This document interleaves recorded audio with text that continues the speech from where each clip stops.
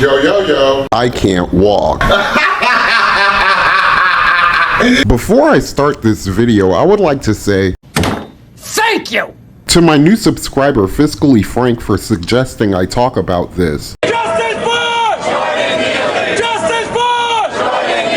A group gathered in anger Wednesday inside the East Houston and Lafayette subway station where 30-year-old Jordan Neely was choked to death on the subway 2 days prior. Our life was essentially taken away. Someone who's homeless, struggling with mental health. One witness said Neely had been panhandling and shouting on the train, but the witness said it did not appear this man, who seemed to be suffering from some kind of mental disturbance, was seeking to assault anyone. Really?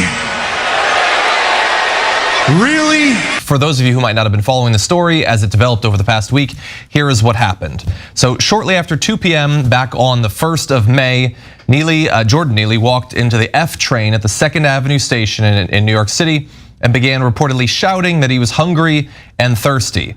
According to journalist Juan Alberto Vasquez, who was present, Neely yelled, "I don't have food, I don't have a drink, I'm fed up, I don't mind going to jail and getting life in prison, I'm ready to die." I go post on this motherfucker. Vasquez said Neely then, quote, removed his jacket and whipped it to the floor of the train.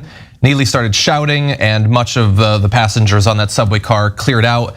That is when Daniel Penny apparently pinned Neely to the ground. The 24-year-old Marine can be seen holding Neely in a chokehold for nearly 3 minutes, while 2 other passengers helped to restrain his arms. All 3 of those people who held him should be arrested. Facts. According to the Marine Corps, the man who sources say put Neely in a chokehold is a decorated veteran Marine sergeant who separated from service 2 years ago. Neely was a subway busker and Michael Jackson impersonator with more than 40 prior arrests and an active warrant out for his arrest from a felony assault.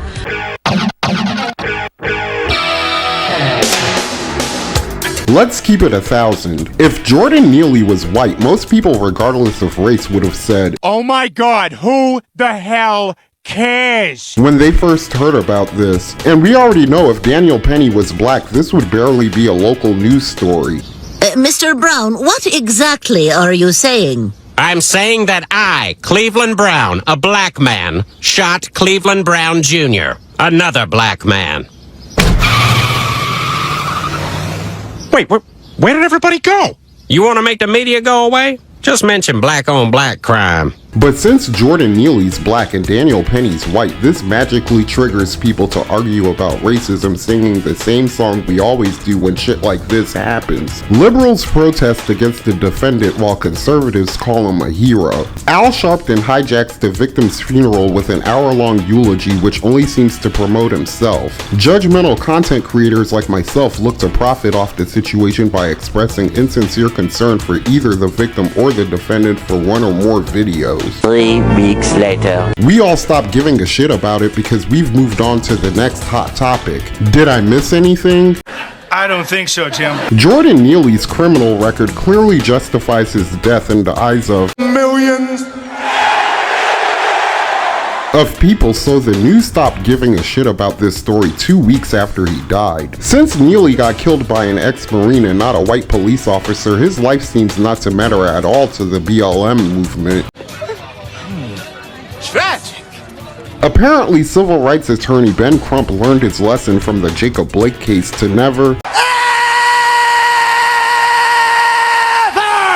defend another motherfucker who's clearly guilty with a criminal record again. So with that being said, I must admit that even I lack sympathy for all parties involved in this situation because I think they're all assholes. I have very little compassion for Jordan Neely simply because I think he's a lazy and ungrateful panhandler. I'm just saying, if I gave this motherfucker 75 cents for moonwalking from the terminal into the subway train, then gave him another $1 when he begged me for more change on the train, and 3 minutes later he essentially tries to rob all of us for the rest of our cash, without a gun I might add, I have to admit that I would be very upset with this nigga. Hey, yo, who mans is this? Get the fuck out of here. I think Jordan Neely's family are assholes because they knew he had severe emotional damage from his mother's murder since he was a teenager, and they still left him for dead out here in these streets. I think Daniel Penny's an asshole because he choked out Jordan Neely for 3 fucking minutes. Anyone who's ever been in a fight knows that 3 minutes can feel like 3 hours during a physical altercation. 3 minutes.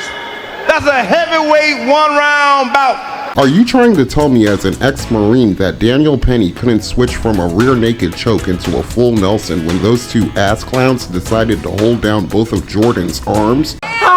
I don't believe Daniel Penny intended to kill Jordan Neely. I believe he tried putting him to sleep. However, I don't think Daniel Penny has actually ever put anyone to sleep before, so when he choked out Jordan Neely, he just held on as tight as he could and waited for him to stop moving while he was probably thinking to himself, You ever go night-night, nigga? You ever go night-night, nigga?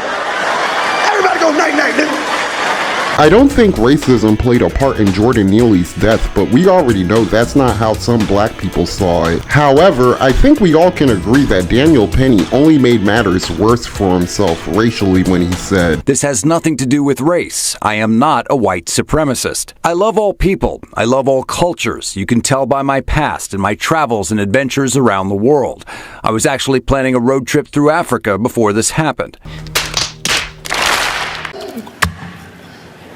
You're a fucking asshole. Because by that logic, you could say black supremacist Umar Johnson really likes white people if he plans on taking a road trip through Utah. Now, I know some people heard what Daniel Penny said and immediately thought, "That's a racist." That was racist. Yeah, that's racist. "Oh, that is racist." But I think we're all racist to a certain degree. I don't think Daniel Penny's racist enough to maliciously take a black man's life in front of an audience full of eyewitnesses, so I just find his statement to be, for lack of a better word, dumb. Daniel Penny was charged with second-degree manslaughter and his bond was set at $100 grand, which I think was fair. But I feel like the two niggas who held Jordan Neely's arms down should get charged too.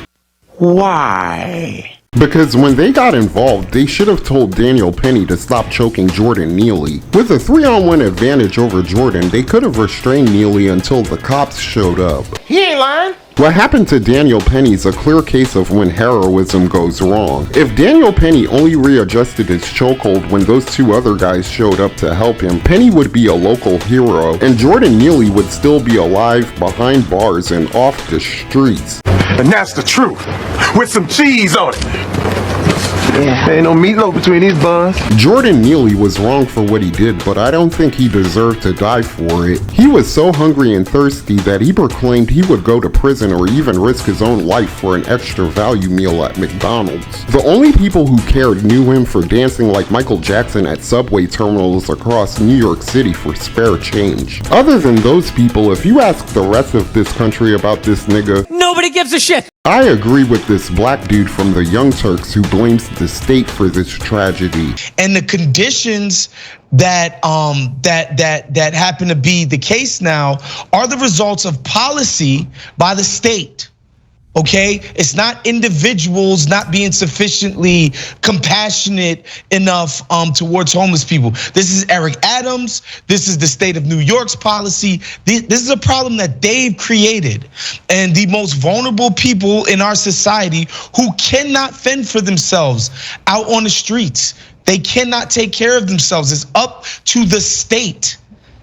These are the people with, this is the entity with the resources to fix this. It's up to the state to remedy this situation with housing and care, right? And the problems that these people face aren't just one size fits all. Some people are suffering from drug addiction.